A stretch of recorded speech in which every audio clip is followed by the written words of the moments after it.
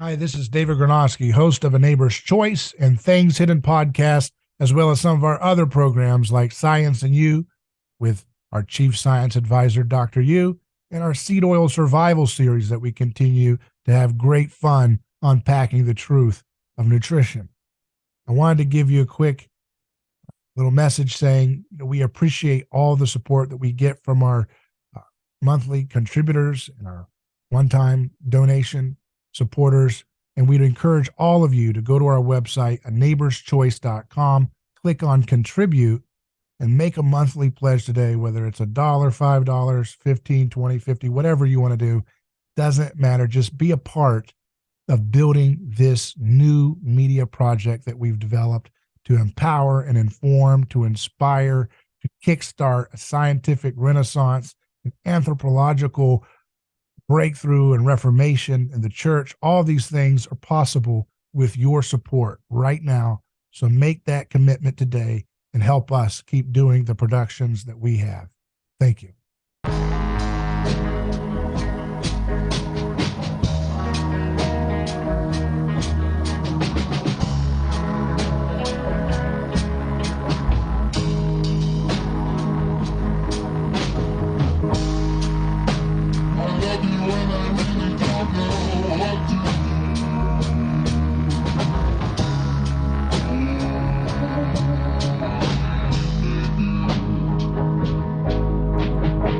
We're going to do a discussion on the recent stories that continue to flood our social media pages of people having horrible murders in, crumbling Democrat-run cities. New York City, Philadelphia, Chicago continue to be inundated with a lot of crime. San Francisco. So that's the big thank you that the Democrat establishment gives to their voter bases, is they put in district attorneys who are overthrowing the rule of law by allowing violent crimes to go unpunished and have violent people with serial rape and other kinds of heinous crimes let out on the streets after they go into prison situations that do nothing to actually heal the person and spiritually reform them. And these district attorneys are just but one of the problems of these blue cities.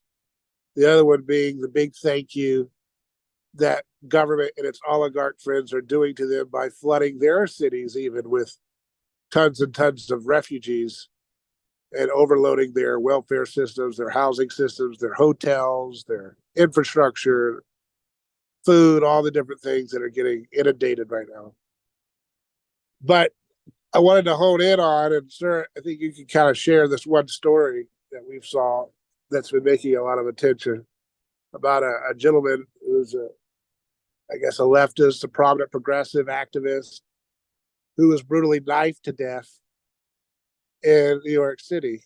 And it kind of just highlights kind of the general tone of these murders and horrible things happening. Another one recently was a leftist woman who's a prominent venture capitalist startup person, and she was viciously, violently murdered and raped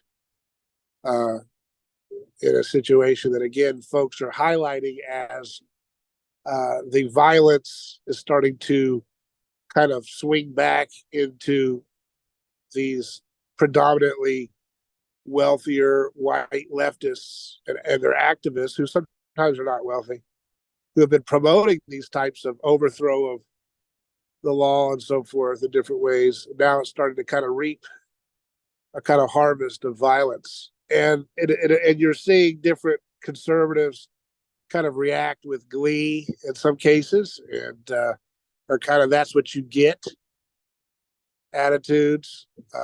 Prominent conservative activists and Twitter people have been kind of going along with this kind of, well, this is what you're going to get. I don't have any sympathy for you because you guys want us to be locked up and want our people to be killed by violent criminals being let loose. So this is what's going to happen to you too. So you get what you asked for.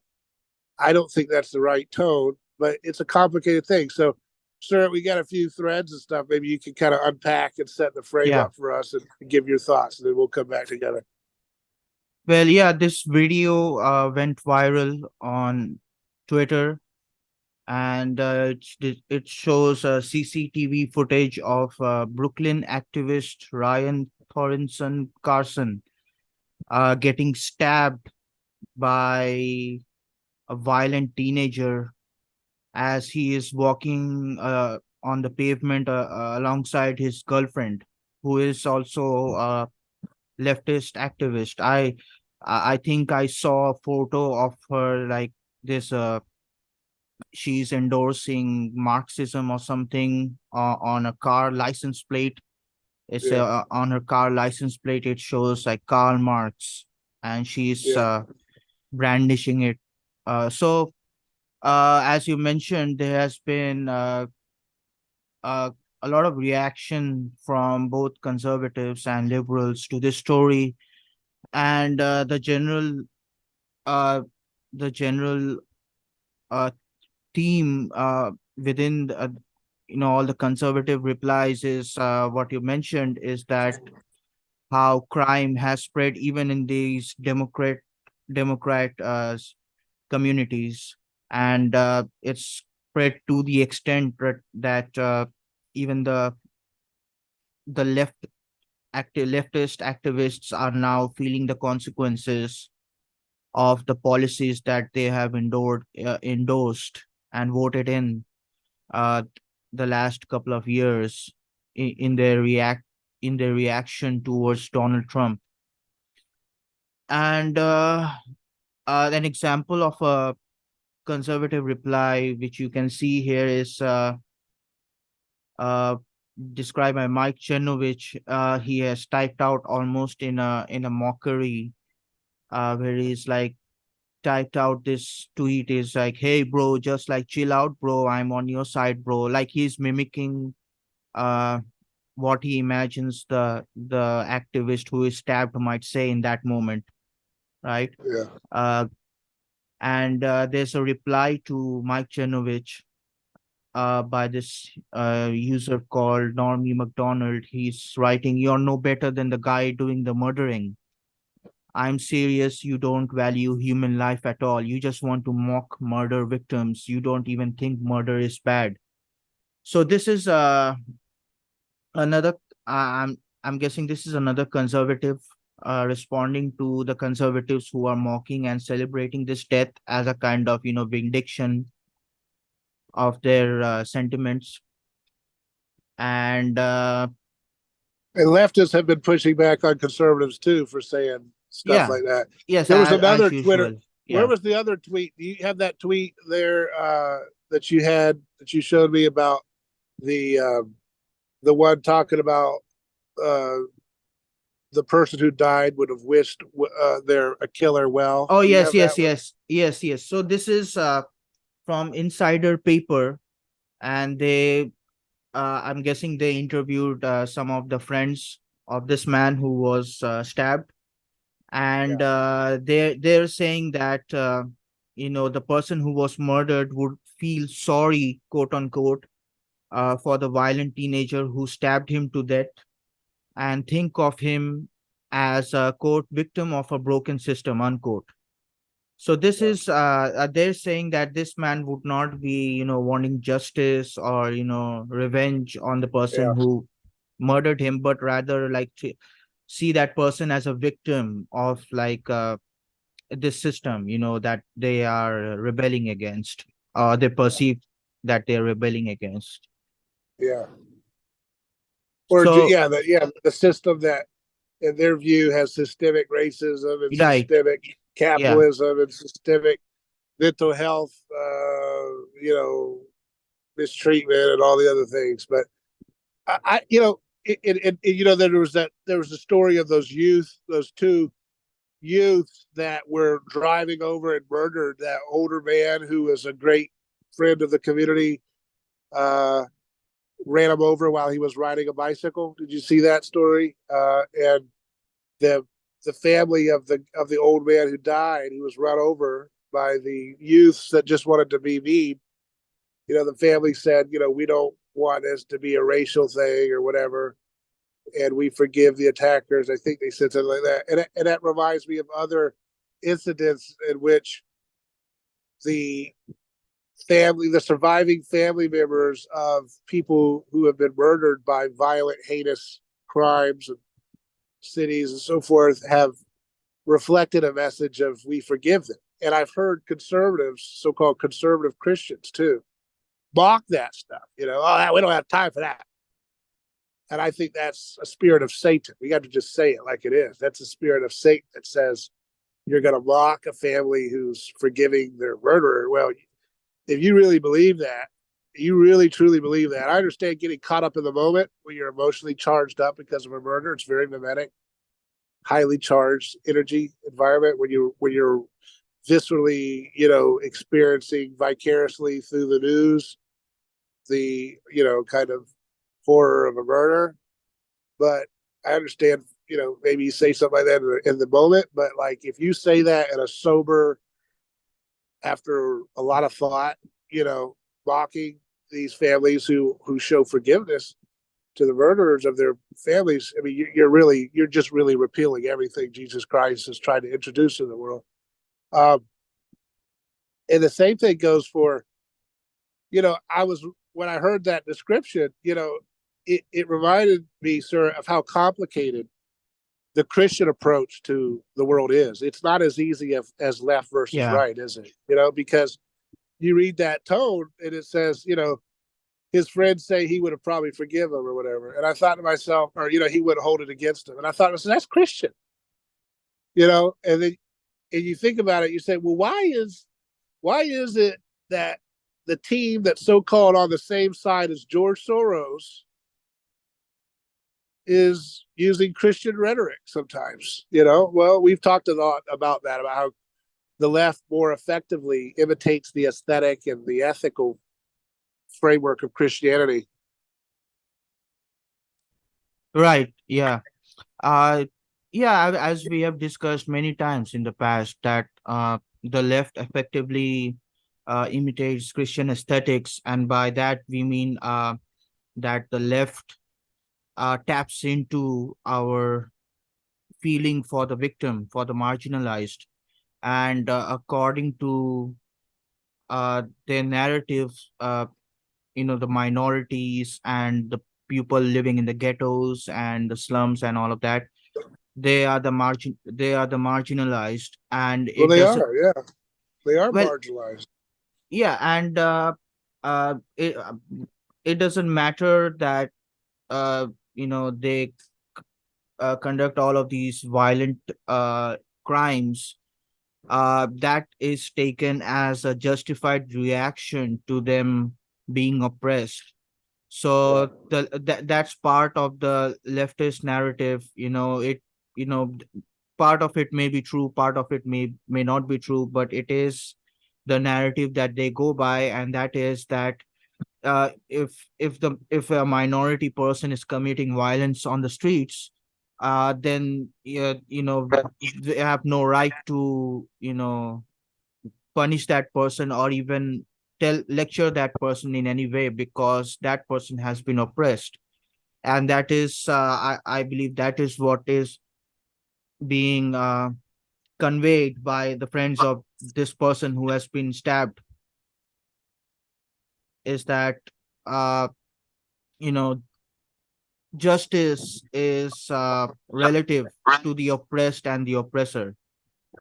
It varies between the oppressed and the oppressor. So these people, the people who are committing the crimes, they are the oppressed, and therefore true justice should be directed against the people who are running the quote unquote system. But still, the fact that one could view their friend as saying, yes, I wouldn't hold it against my attacker for killing me. I got to tell you, on the visceral level. I'm not saying that's what he would feel or what, but if that's the kind of person that would not hold it against his attacker for killing him, then how many Christians could say the same thing, that they would forgive their attackers? that brutally Right. murdered them like that.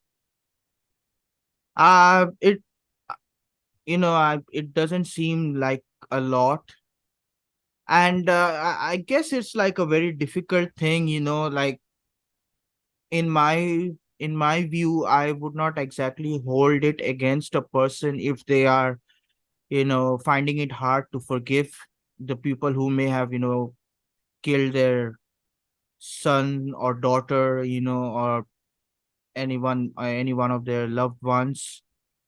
So it's very tricky and it's very difficult, because what Jesus did on the cross was very difficult, and it's a challenge for us, basically those of us who want to imitate Jesus, to like this is like us finding out how hard it is to forgive, even though that person, the person who had committed the crime, may not even repent, right? Yeah. So it Yeah. is a very challenging thing, and it's it's it's challenging for both the person who had committed the crime and the person who has suffered from it. And then this person, I think it's the same story. There's a few of them that have been all the same kind of direction, but there's the person who I think he was accused of killing this guy. They blurred his face out. Was that right? This guy, this Well, African American guy. it's a very pixelated Yeah. footage. And So people are reporting, they're saying this is bizarre because they've never seen people blur the face out of an accused killer before, And uh, again, it's very tricky here because the idea that the media would blur out the face of a person accused of killing, again, if it is aping the Christian aesthetic of the paraclete who defends the person who's accused by the collective. But of course, the media doesn't keep that same paraclete aesthetic going when it comes to their political enemies, which are people who are, white working class people who are conservative or libertarian or anti-establishment in in different ways. The media doesn't give that same paraclete.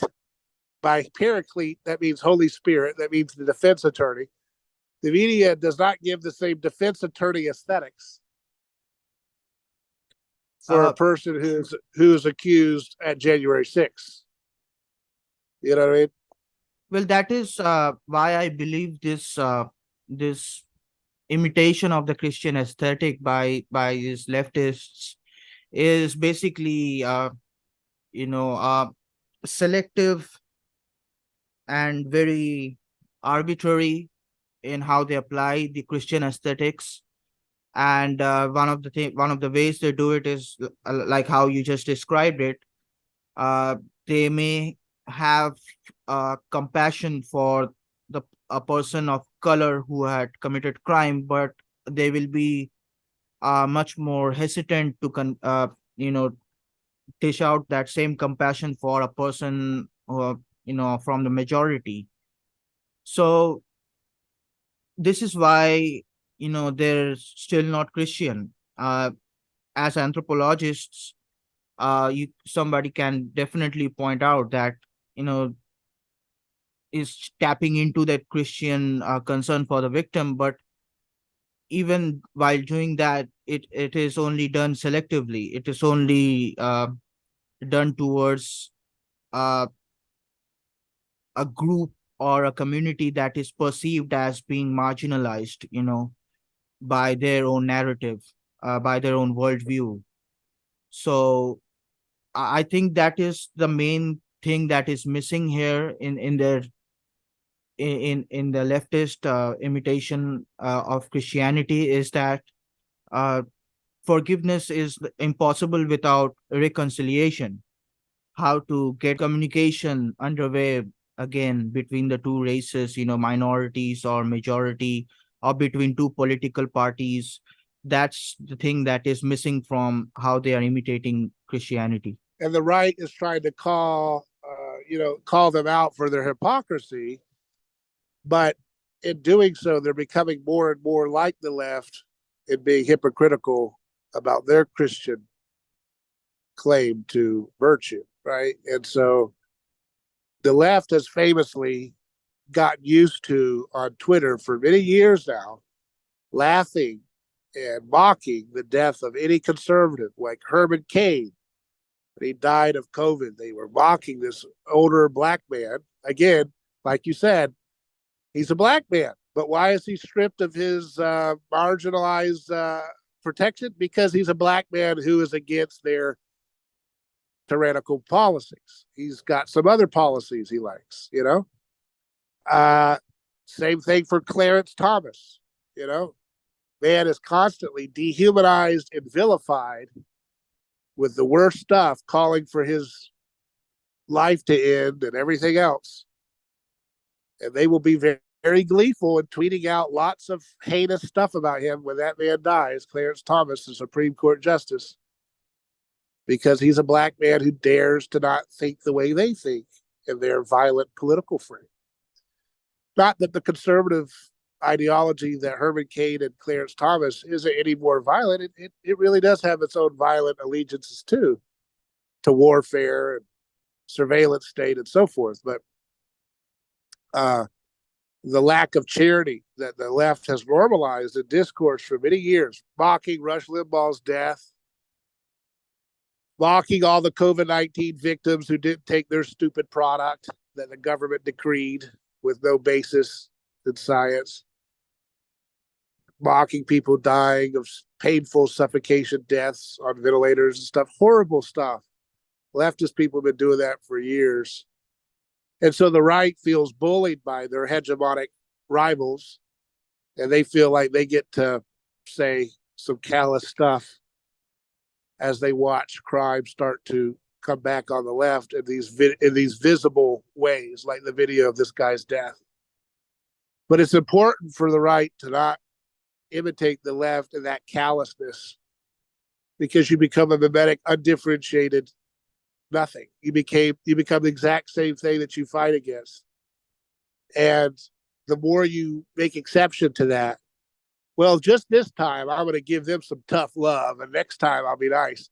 The more you make exception for that, the more tyrannical you become in your own way, and the more bloodshed you'll spew, and the more tyranny you'll go along with. Yeah, I think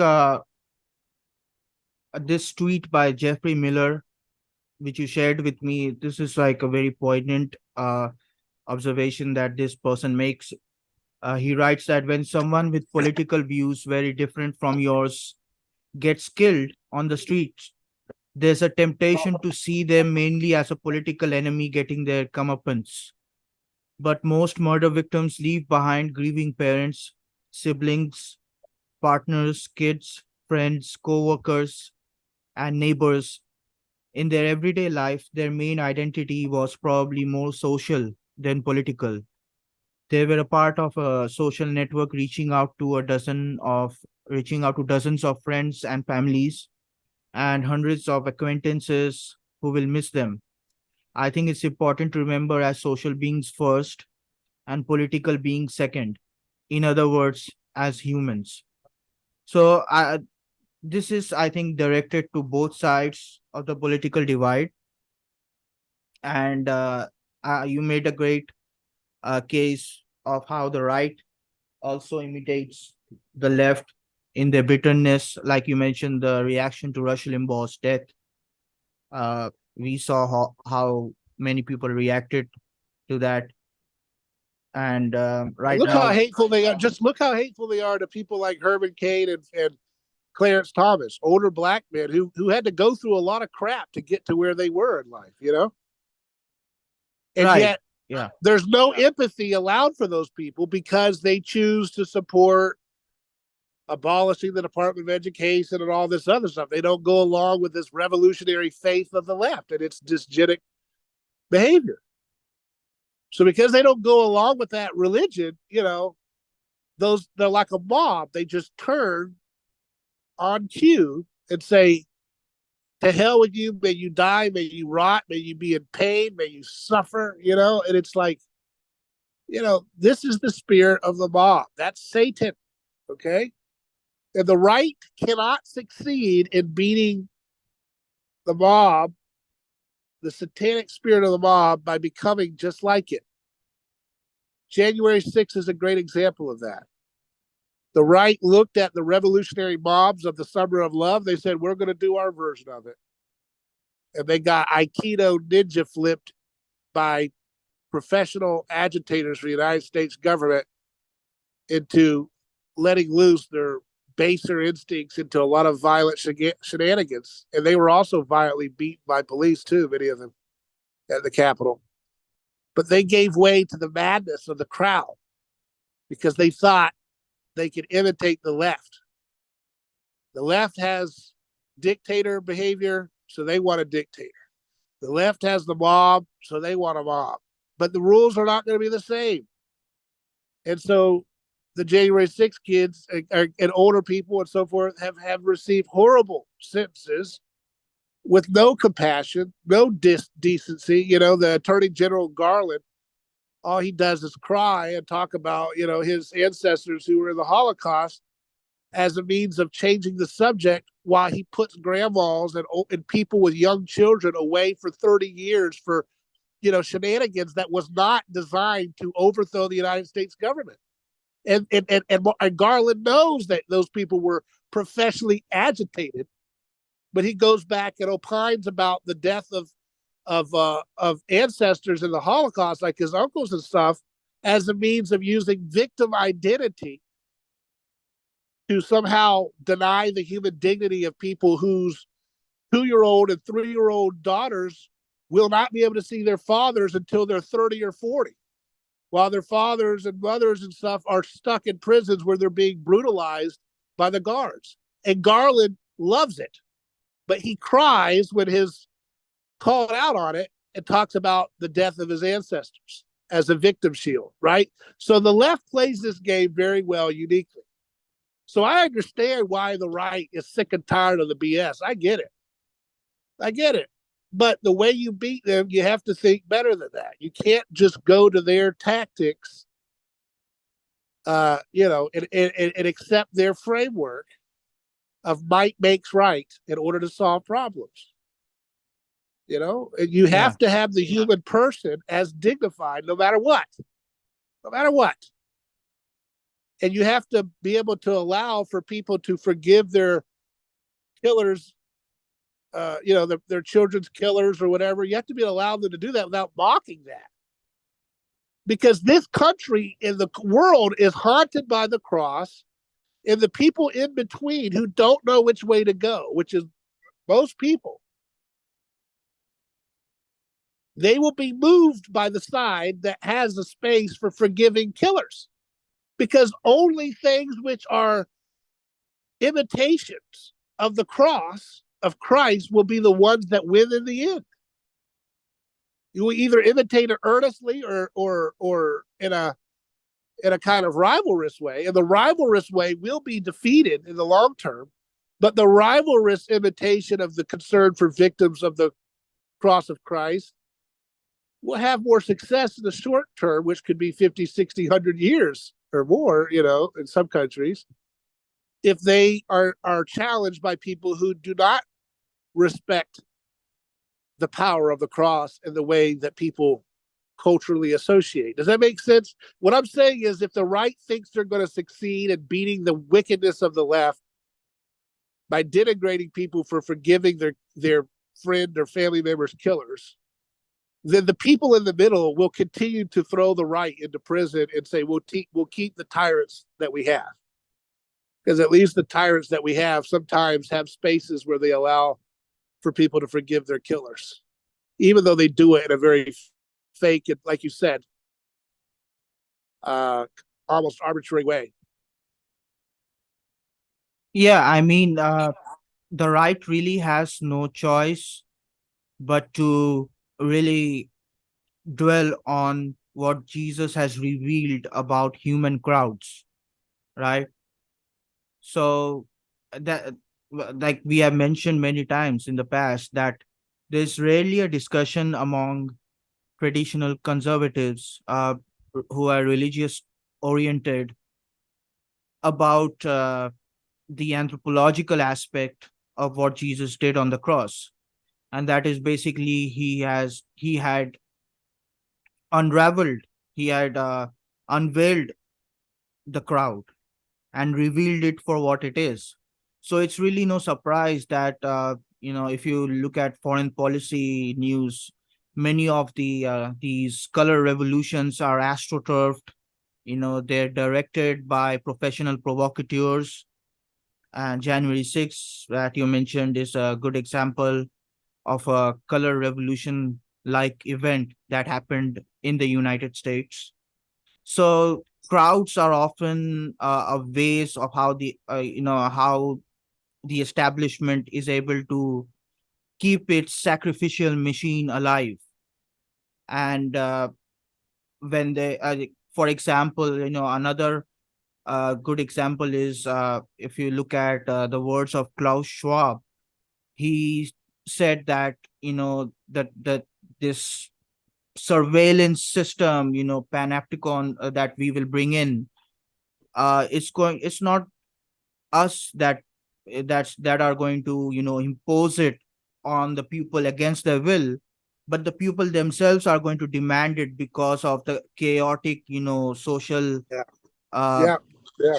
crisis that emerges in various parts of the And the world. right, unfortunately, the right has stupidly demanded a lot of the tyrannical stuff that we now have in place that's being used to implement this revolutionary government, that's creating chaos. They wanted the Patriot Act. They wanted suspension of habeas corpus, right to a speedy and fair trial. They wanted lock them up and throw away the key prison sentences. They wanted the conspiracy laws that were used to lock up so many people in the drug war, because their cousin knew somebody that their brother knew, that their friend knew, and therefore they're all wrapped up into the same thing because they were in the same car or whatever. And the right has been paving the way for this stuff all along with the Reagan years, the Bush years, and before that, they were demanding these similar types of things. They were demanding, you know, uh, surveillance. They were demanding torture for people who were just suspected of terrorism. When you go along and you say, we go to church on Sunday, we're the moral majority, but yes, Mr. CIA man or whatever, if you catch a guy in Pakistan who's got a name that sounds familiar to the guy you were looking for, you can put him in Gitmo, torture him, psychologically terrorize him. You could take him to Thailand and pull his fingernails out and abuse him. And that's okay. I'm going to go to church on Sunday and take the Lord's Supper. I mean, are you kidding me? You are calling upon demonic attacks against this nation like you can't believe. It's amazing that because of God's grace, America hasn't devolved into worse chaos already. The transgender nonsense being forced on people, the carnival atmosphere of allowing violent criminals to run rampant, the hatred of excellence and merit. This is the chaos that the right, like you said, has been clamoring for. The kind of tyrannical messianic state has kind of led to this moment. They've contributed all along the way. They didn't have to be this slow to grow up, okay? Ron Paul understood that all these diabolical, demonic, satanic, unconstitutional encroachments on people's human personal liberties, and which are extensions of their personhood, didn't have to happen. He was saying this stuff back in the 70s, okay? And he wasn't, he didn't go to some divine revelation on a mountaintop somewhere. He's reading the same Bible all these fools who now say, oh, yeah, Ron Paul was right. We should get rid of the FBI. Yeah. But they're still going along with that same spirit of, you just wait. We're going to beat you guys up. And if you guys get murdered, you deserve it. Yeah, it's the same spirit. Same wicked spirit, right? And I understand. I'm a human being. I understand the temptation of that. I feel it myself sometimes. You see this abuse, but to give into it is to lose at everything, to lose the whole point of everything that needs to be human. Yeah, that's sort of the same point that this person on Twitter made, that we need to think of people, we need to think of these people as social beings first. Yeah, In other words, human. So, mimetic. Yeah, mimetic, individually shaped. yeah, like or When you they know, die, their uncle dies. When they part of their uncle dies, if their uncle had a relationship with him, right. When they die, part of their father dies if their father's still alive. When they die, part of their brother dies. And we need to be whoever is saying they're Christian. I'm not saying we when it comes to whatever else is going on this stuff, but whoever claims to be Christian, so that if you're going to talk about that, you're an imitator of Jesus, you better not be using your influence, especially if you've got a platform of people following you in public discourse, to contribute to the cheapening of human dignity and personhood. And I'm just very disturbed by the right's incessant focus on, we need a Franco, we need a dictator to beat back this diabolical mob. It is a diabolical mob, but it only gets power by the dialectic,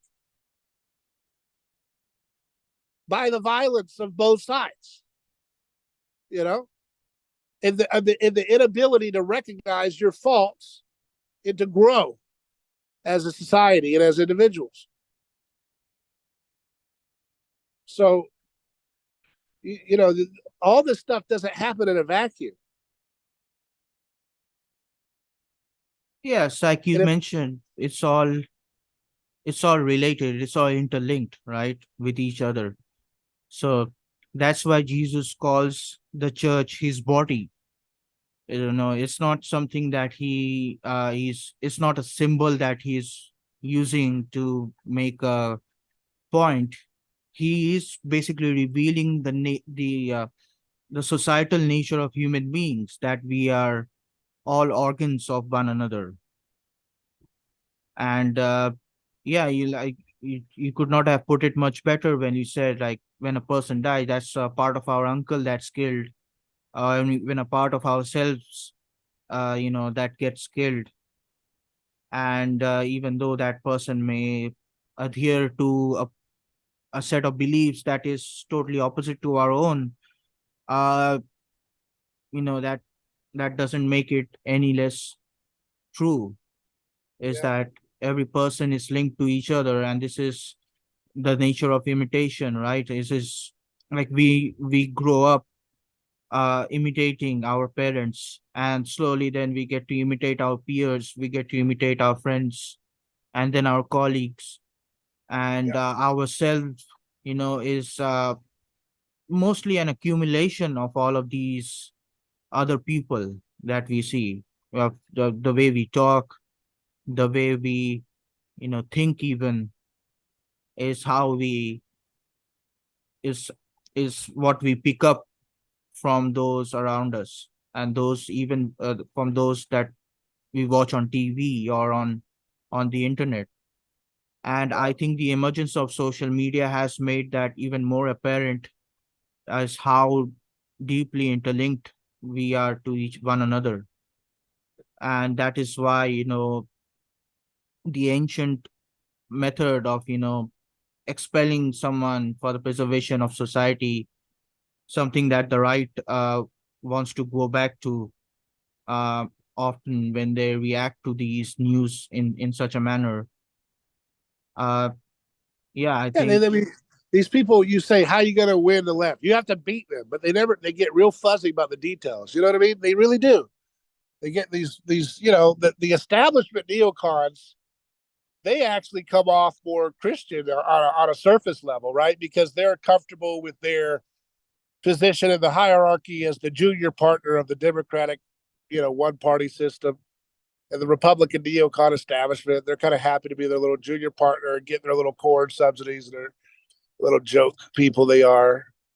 A lot of them are blackmailed and whatever. But they're the ones that are always kind of saying, oh, let's not give in to this nasty populist, insurgent part of the party that's bloodthirsty and violent.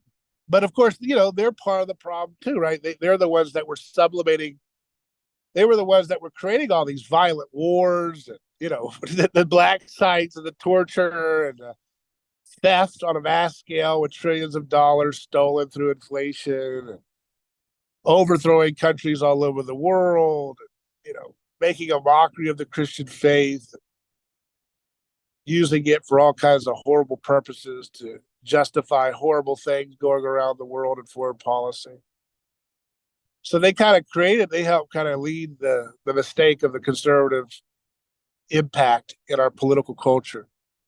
But their rhetoric still has some level. There's always a part of truth to it. Is they're saying, you got to, tamp down this populist, uprising, violent attitude, because you look at the new right voices, some of the younger voices coming out, and they are, they're talking about how do we eliminate these people, and the left does the same thing, and they just have more power to act on it.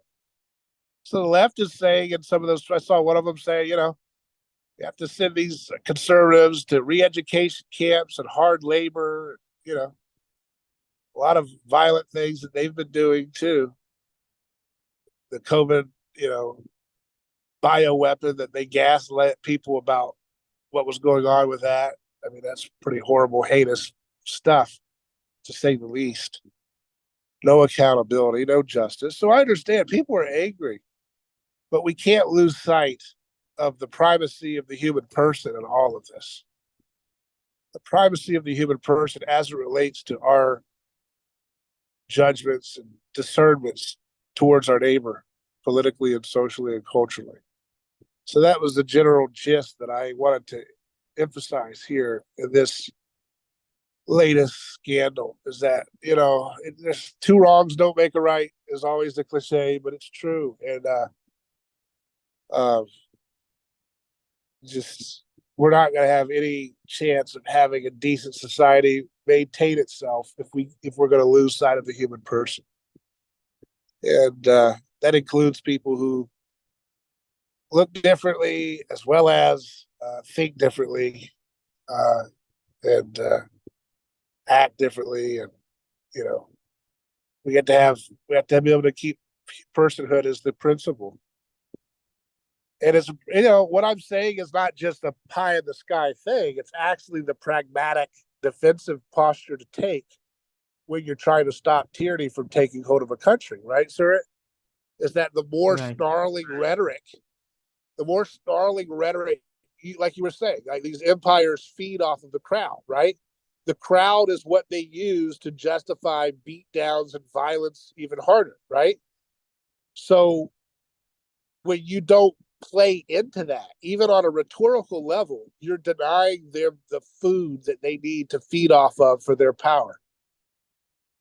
So even from a pragmatic, if you're like, well, I don't really truly go along with you, David, the Jesus I read isn't about love and loving your neighbor. The Jesus who was crucified on the cross and forgiving his tormentors as they're torturing him alive while he's naked, that's not the Jesus I read. If you want to go ahead and have that kind of whatever you have, if that doesn't sell it for you, if you got your own fake Jesus, your Barabbas Jesus, that's fine.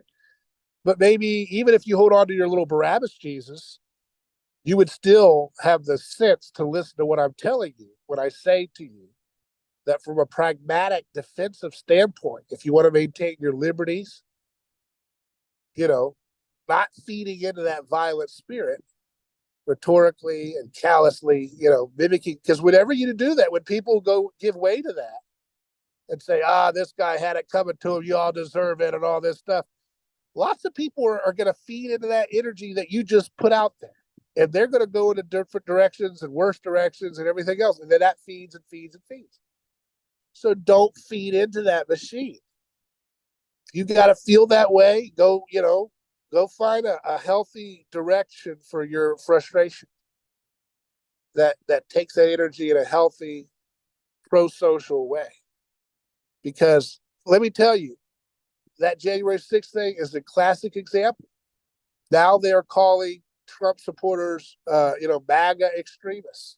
And their FBI, said that this is a terrorist group they're watching. I mean, it's freaking ridiculous.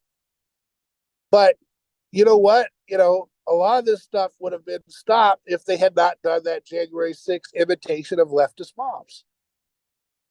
As I've said before, if Trump had just done a silent protest where he laid prostration on the road of an empty road, sequestered off, and just lay there silently protesting as they did the crooked, what he felt was a crooked, violation of the integrity of the election, and when it certified the new count or whatever. Had he done that, and then all the disasters that Biden has done after that, he would have way more power culturally, socially, and his movement would have way more crossover appeal than it currently has. But because they fell for the stupid mistake, because they fell for that stupid mistake, it has had, the tyrants have used that to really do a lot of wicked injustices and get more and more power.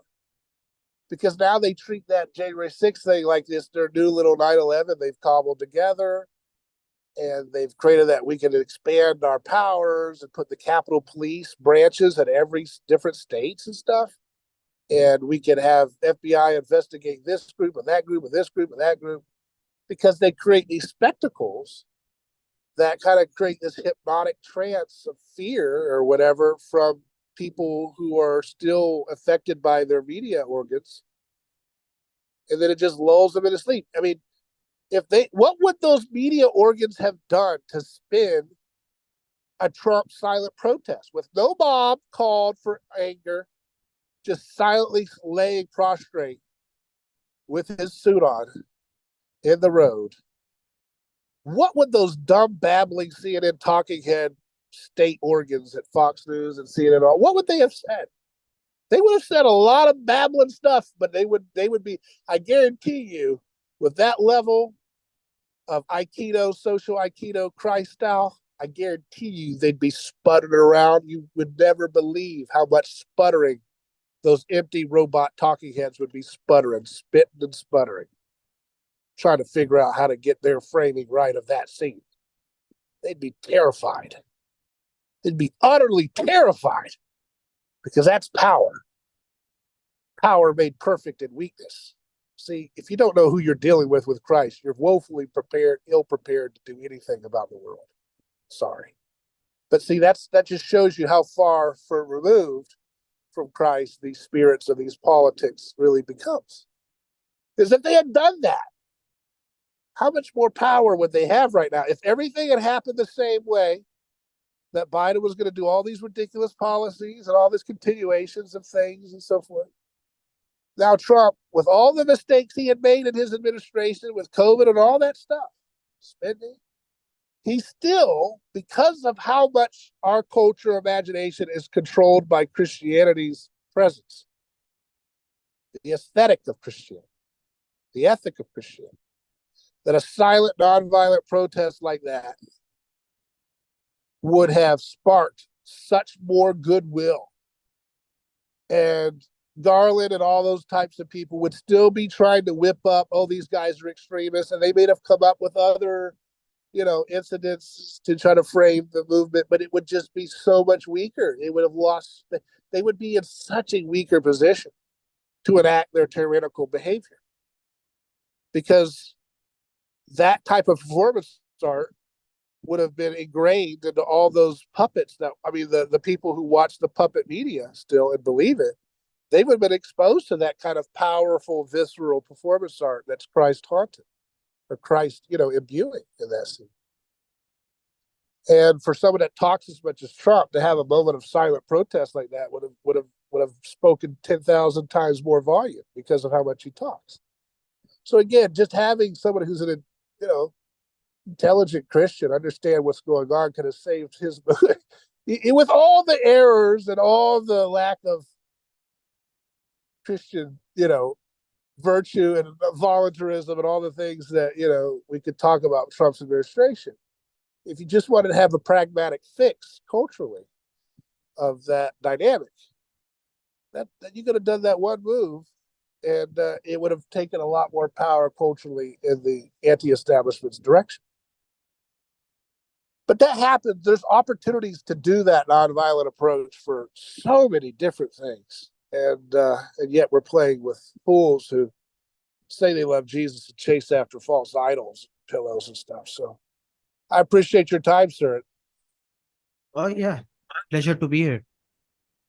Any last thoughts? I was kind of going there for a while, but I bet you've got something. Oh no, too, no, I think you've summarized the entire issue quite well, and yeah, I mean, the best I can do is like add. It's very simple, basically. Like we are all interlinked to one. We are all connected to one another, and we don't want to spread violent contagion amongst ourselves. And another thing I might want to add is like, people can often find themselves so busy being destroyers of things that they often forget that there needs to be someone who needs to build, who needs yes, to create new things. And yes, because it's the construction of things and building of things that really right, makes a society, not the destruction of things. So right. yeah, yeah, that's it, I guess. So we need our cold fusion. We need our 24/7 energy panels. We need other types of energy. That's what conservative and Christian people should be doing when they see these mobs. They should be saying, let's create technologies that alleviate the artificial pressure cooker environment that these wicked oligarchs from the 20th century are trying to latch onto the 21st century with.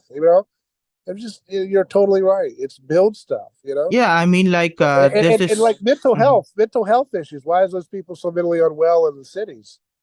They're eating seed oils. They're broken families. You got to fix those things. So if you want to do politics, go change marriage laws. Allow the churches to put up or shut up with proper covenants for marriage. You got to go to Right. the heart. There's a place to use politics, but use your brain about it.